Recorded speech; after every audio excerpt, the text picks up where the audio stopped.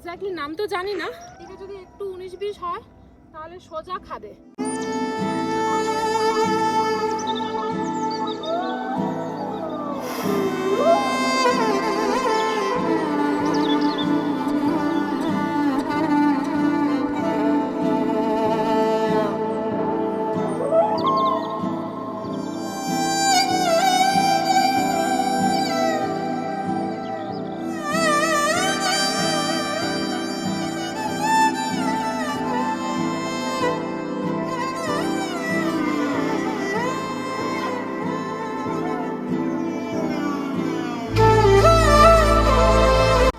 রাস্তাটা দেখে আশা করি বুঝতে পারছো যে কতটা দুর্গম ছিল এই রাস্তা। আমাদের প্রত্যেকের জীবনে চলার পথটা ঠিক এই রকমই কিন্তু দুর্গম। নিজেদের জীবনে চলার পথ যতই দুর্গম হোক না কেন, সেই সমস্ত বাধা অতিক্রম করে আমরা কিন্তু আমাদের জীবনকে সঠিক পথে চালনা করব এবং সমস্ত বাধা বিপত্তি থেকে মুক্ত করে সঠিক গন্তব্যে পৌঁছবো। জীবনে চলার পথে নানা রকম বাধা বিপত্তি তো আসতেই থাকবে, তাই বলে জীবন তো থেমে থাকবে না। জীবন মানেই তো গতিশীলতা, তাই এই গতিশীলতাকে আমাদের কিছুতেই হারাতে দেওয়া যাবে না। আর যদি জীবন নিজের গতিশীলতা হারিয়ে ফেলে, তাহলে সে জীবন তো তার নিজের ছন্দই হারিয়ে ফেলবে, তাই নয় কি? তাই প্রত্যেককে আমি একটাই কথা বলবো, যতই জীবনে চড়াই উতরাই আসুক না কেন, কেউ আশাহত হবে না। ঠিক কোনো না কোনো রাস্তা বেরিয়ে আসবে। ঠিক যেভাবে আমরা আমাদের গন্তব্যে পৌঁছানোর চেষ্টা করছি এই দুর্গম রাস্তা অতিক্রম করে, ঠিক সেভাবেই আমরা আমাদের জীবনের যত বাধা বিপত্তি আছে সেগুলোকে দূরে সরিয়ে আমরা আমাদের নির্দিষ্ট গন্তব্যে এক না একদিন ঠিক পৌঁছবই। এই চিন্তাধারাটা কিন্তু নিজের মনের মধ্যে একদম ধরে রাখতে হবে। কোনোভাবেই কিন্তু সাহস হারালে চলবে না, কোনোভাবেই কিন্তু আশাহত হওয়া যাবে না।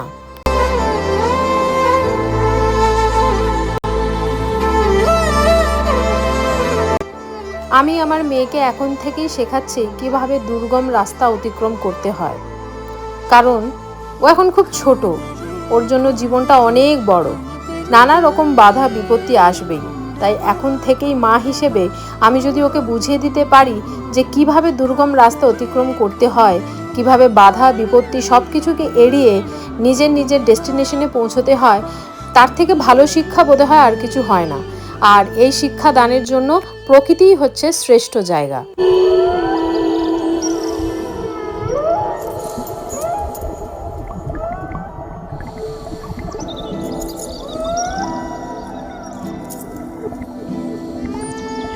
তা যাই হোক, অনেক ভারী ভারী কথা বলে ফেললাম, কারণ কথাগুলো বলাটাও জরুরি ছিল। জায়গাটা দেখতেই পারছো, পুরো জায়গাটাই কিন্তু চা বাগানে ভর্তি চারিদিকটা। আর চারিদিকে যেটা বিরাজ করছে তা হচ্ছে এক বিশাল গভীরতা। Good morning from Kurseong, to be very specific. আমরা এখন আছি গীতা পাহাড় ভিউ পয়েন্ট থেকে আরও একটু নিচের দিকে নেমে এসেছি। গীতা পাহাড়ের কি বলবো, জায়গাটা এক্স্যাক্টলি নাম তো জানি না, কিন্তু আমরা আমাদের হোমস্টে থেকে দেখছিলাম এই যে পাহাড়টা আছে জাস্ট রাইট নাও আমরা যেখানটা আছি, সেটা না আমাদের হোমস্টে থেকে ওই ইগল যদি ডানা মেলে থাকে, ওপর থেকে ইগলের যদি ভিউ নেওয়া হয় যেরকম দেখতে লাগবে ঠিক সেই রকম এই পাহাড়টা। আর আমি আর মাহি চলে তো এসেছি, মা বসে আছে, মা আসেনি। আর এই দেখতে পাচ্ছ তোমরা কি সুন্দর মেঘ বসে যাচ্ছে, অপূর্ব অপূর্ব, মানে কিছু মিস করতে চাইনি, সেজন্য আমরা চলে এসেছি। এখন ওইটা হচ্ছে দূরে অ্যাকচুয়াল পয়েন্ট, কিন্তু মাহি যেহেতু আছে তাই আমি আর অতটা সাহস নিচ্ছি না। যাওয়া যেত, কিন্তু এদিকে যদি একটু 19-20 হয় তাহলে সোজা খাদে, তো এতটা রিস্ক আমি নিচ্ছি না।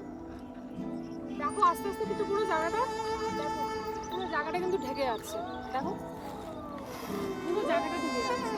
আর মেঘগুলো দেখো কত ফাস্ট মুভ করছে, ভীষণ ফাস্ট মুভ করছে। তো একদম জিরো ভিজিবিলিটি দেখতে পাচ্ছি সামনের ওই চূড়াটা একটু আগেও দেখা যাচ্ছিল, বাট এখন দেখা যাচ্ছে না। সো ঠিক আছে, আমরা এখান থেকে মজা নেবো, এনজয় করবো ভিউ কিছুক্ষণ এসেছি, একটু বসবো। এরপর আমাদের ফিরে যাওয়ার পালা। বেশ কিছুক্ষণ রেস্ট নেওয়ার পর আমি আর মাহি দুজনেই ফিরে চললাম আমাদের হোমস্টের দিকে, কারণ অনেকটা সময় হয়ে গেছে। আর মা অনেকটা দূর থেকে আমাদের হাত নাড়ছে, দেখতেই পারছো মা অনেকটা দূরে আছে। এই পুরো রাস্তাটা আবার আমাদেরকে এই এতটা দুর্গম রাস্তা আবারও অতিক্রম করতে হবে, সুতরাং আমরা এবার ফিরতি পথ ধরেছি। মাহি দেখো, মা কিন্তু যায়নি, মা ভয়ের মারে দেখো কোথায় দাঁড়িয়ে আছে। এই কাঁটা তারের বেড়া এটা দিয়ে গিয়ে আমরা সোজা এই পাহাড়টা ধরে চলে গিয়েছিলাম অনেকটা, যেটা এখন আর দেখাই যাচ্ছে না। এবার আমরা যাব ব্যাক টু হোমস্টে। আমাদের এবার ব্রেকফাস্ট রেডি হয়ে গেছে। 9:30-তে বলেছিলাম, এখন 9:46। দাঁড়া, বেশ কসরত করতে হচ্ছে। উঠে তো গেছি, নামাটাই কষ্ট।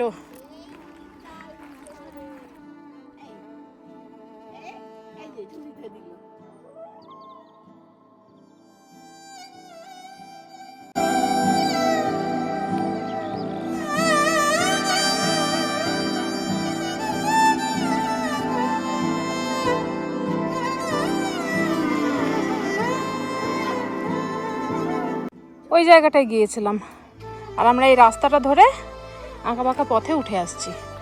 মা এখানে বোঝাচ্ছে মাহিকে যে চায়ের কোন অংশটা তুলতে হয়। ও অপূর্ব লাগছে, মেঘটা ভেসে ভেসে যাচ্ছে মা, তোমরা মানে একদম আবছা হয়ে যাচ্ছে, আমি ওটা ক্যাপচার করছি। অসাধারণ ওয়েদার, অসাধারণ। এই জায়গাটা না এলে না চরম মিস হয়ে যেত। আমি বারবার একটাই কথা বলছি, চরম মিস, মানে সিরিয়াসলি তাই। দেখো একটু দূরে একদম কিচ্ছু দেখা যাচ্ছে না। আর এই হচ্ছে আমি, এখানে আছি আমি।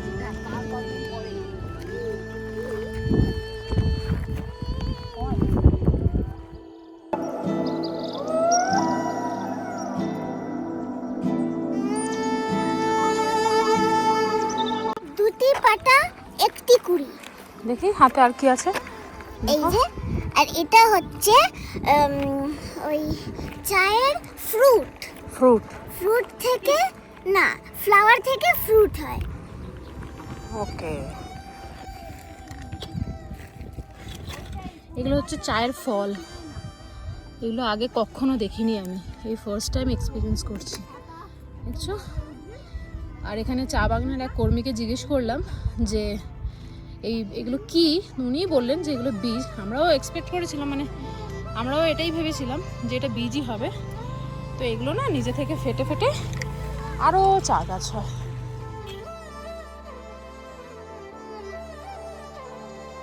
আমাদের হোমস্টে রাস্তা এদিকটা, এই নেতাজি মিউজিয়ামের ঠিক পাশেই হচ্ছে আমাদের হোমস্টে, অতিথি গৃহ হোমস্টে। তো এই রাস্তাটা কিন্তু খুবই আপ, খুবই স্ল্যান্টিং। সো এমনিতেই আমরা হাঁপিয়ে গেছি, এখন আবার যাচ্ছি, বুঝতেই পারছো কী হবে, ব্যালেন্স হারিয়ে যাচ্ছে। কি খাচ্ছ মাহি? আমি এখন খাচ্ছি ব্রেড, এগ মানে ডিম সেদ্ধ।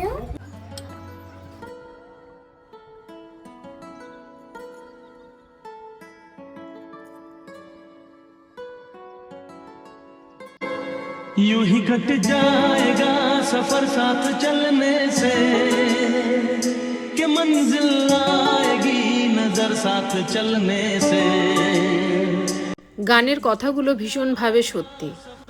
এইভাবেই কিন্তু আমাদের হেসে খেলে একসাথে সবাইকে সাথে করে নিয়ে জীবনটা খুব ভালোভাবে কাটিয়ে দিতে হবে, বাঁচতে হবে, শুধু দিন যাপন নয়।